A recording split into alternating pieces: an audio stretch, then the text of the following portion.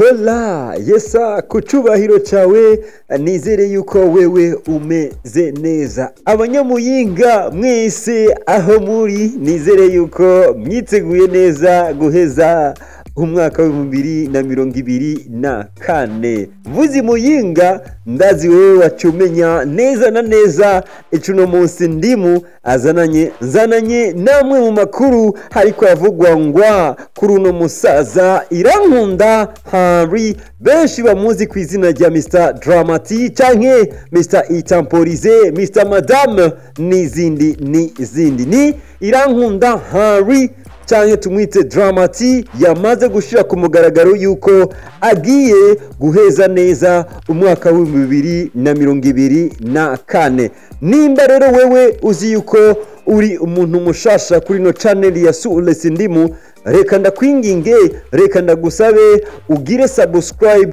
kugira winjire mu muryango mwiza, winjire mu muryango w'abantu bakunda entertainment, winjire mu muryango w'abantu basanzwe bishakira kumenya update muri entertainment za Buja Fever hamwe na East Africa. Yo, what up? Ushobora kunyita Sules Ndimu. Let's go now. Ni Mr Irankunda Henry canke Dramati, umwana wa hariya Imuyinga, yamaze gushira ku mugaragaro yuko agiye kuzashira ku mugaragaro indirimbo zitatu plus indirimbo yise Track Bonanza. Ni indirimbo zine rero agiye kugaza umwaka w'2024. Ati close nafunga mwaka, hakuna tena kupapara. Ni Dramati abicishije ku mbuga ziwe za social media, yashize ku mugaragaro abwira abakunzi biwe ati murankunda, ndabizi ko munkunda, ariko we back ndaje n'indirimbo zitatu hamwe n'indirimbo imwe ya Bonanza. Indirimbo zizoba ari zine nkuko yabishize ku mugaragaro. Rero yagize ati itariki 19 umunsi wa kane nzabaha indirimbo zine. Ni ku nshuro ya mbere kuno musaza Mr Irankunda Henry canke tumwite Dramati ashira ku mugaragaro indirimbo ziwe zine. Ndakwibutse, ndagusubiza inyuma gatoya, wibuke yuko ni Dramati n'umuririmbyi yagiye kumenyekana cane asohoye indirimbo yiwe Madame.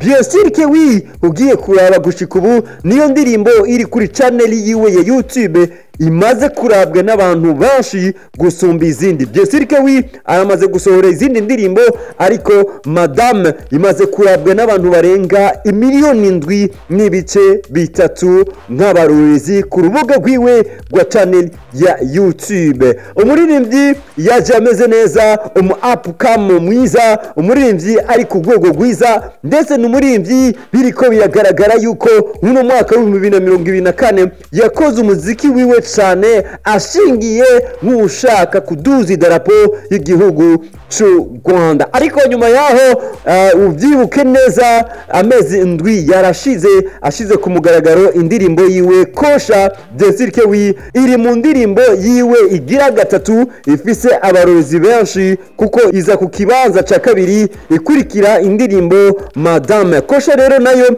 imaze kurabwa n'abantu barenga 6,000,000. Ariko inyuma yaho Itemporize hagati indirimbo igira gatatu ifise abarozi benshi yashize ku mugaragaro. Itemporize imaze kurabwa n'abantu barenga 5,2 byaba rorezi. Tuti rero twitege iki kuri izo ndirimbo zine? Irankunda Henry canke tumwite Dramati, indirimbo zine yagiye gushira ku mugaragaro, abantu bitege iki? Wibuke yuko uno musaza ilevre afise abarozi benshi ugiye kuraba gusumba abandi baririmbyi mu gihugu cy'u Burundi, ariko indirimbo zine abantu batamumenyereye gusohora indirimbo zine icarimwe. Ibi bintu birashobora kugira impact itari nziza kuri Dramati, kuko umusesanguzi nka jewe ndakubwira yuko ugiye kurara muri uku kwezi kwa12 indirimbo zizosohoka zo kugara umwaka muri Buja Fever.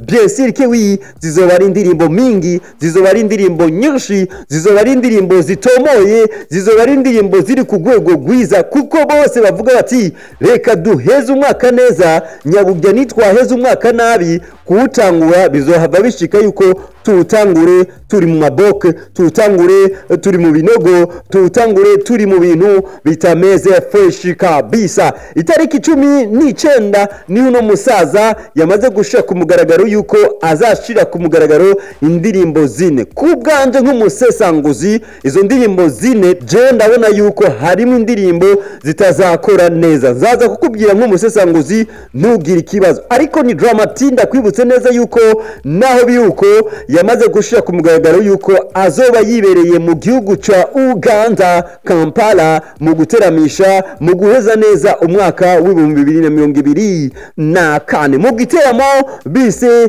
nye. Igiteramo kizobera mu gihugu c'u Uganda. Ico giteramo kizoba itariki 31 ukwezi kwa Gitugutu. Byesir kewi uravyumva yuko izoba ari ku munsi wa kabiri, ku munsi wa kabiri nye.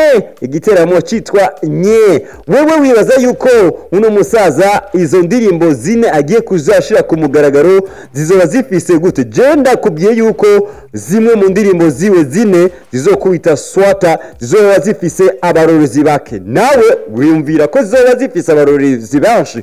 Twagiye rero ubyandikire muri commentaire, nanje nzakwishura, hama tuzoguma dukurikirana turabe ninde yagize ubusesanguzi bukomeye agati ya Ndimu na wewe unkurikirana cyane. Merci beaucoup kuri wewe umaze kugira subscribe, ariko ndagusabe inshuti yawe umugenzi wawe ugire partage, nikindi ndagusabe ugire commentaire, kuko ugize commentaire biradufasha cyane, kuko YouTube ikirungikira ico kiganiro abantu benshi gusumba bakaronka amakuru banshi. Asante sana, byari ubusesanguzi bwa Ndimu. Ikindi kiganiro kiraje.